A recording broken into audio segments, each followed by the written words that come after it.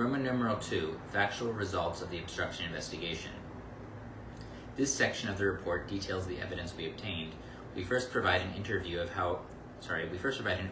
how Russia became an issue in the 2016 presidential campaign and how candidate Trump responded. We then turn to the key events that we investigated: the president's conduct concerning the FBI investigation of Michael Flynn, the president's reaction to public confirmation of the FBI's Russia investigation, events leading up to and surrounding the termination of FBI Director Comey, efforts to terminate the special counsel, efforts to curtail the scope of the special counsel's investigation, efforts to prevent disclosure of information about the June 9, 2016 Trump Tower meeting between Russians and senior campaign officials, efforts to have the Attorney General unrecused, conduct towards McGahn, Cohen, and other witnesses. We summarize the evidence we found and then analyze it by reference to 3 statutory obstruction of justice elements: obstructive act, nexus to a proceeding, and intent.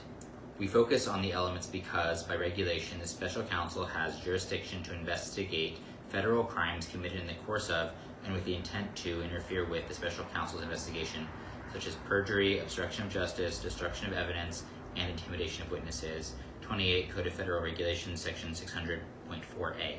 Consistent with our jurisdiction to investigate federal obstruction crimes, we gathered evidence that is relevant to the elements of those crimes and analyzed them within an elements framework, while refraining from reaching ultimate conclusions about whether crimes were committed for the reasons explained above. This section also does not address legal and constitutional defenses raised by counsel for the president.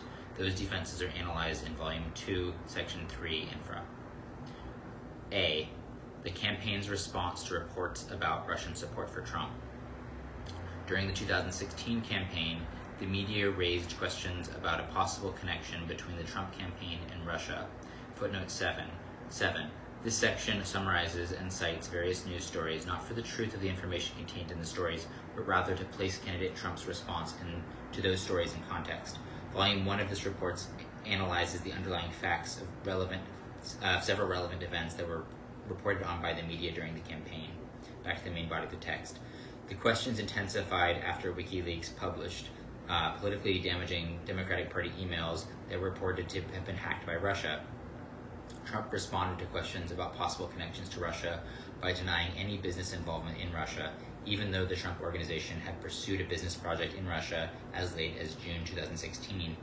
Trump also expressed skepticism that Russia had hacked the emails at the same time as he and other campaign advisors privately sought information, short redaction, about any planned further WikiLeaks releases. After the election, when questions persisted about possible links between Russia and the Trump campaign, the president-elect continued to deny any connections to Russia and privately expressed concerns that reports of Russian election interference might lead the public to question the legitimacy of his election. Footnote 8. As discussed in Volume 1, while the investigation identified numerous links between individuals with ties to the Russian government and individuals associated with the Trump campaign, the evidence was not sufficient to charge that any member of the Trump campaign conspired or coordinated with representatives of the Russian government to interfere in the 2016 election.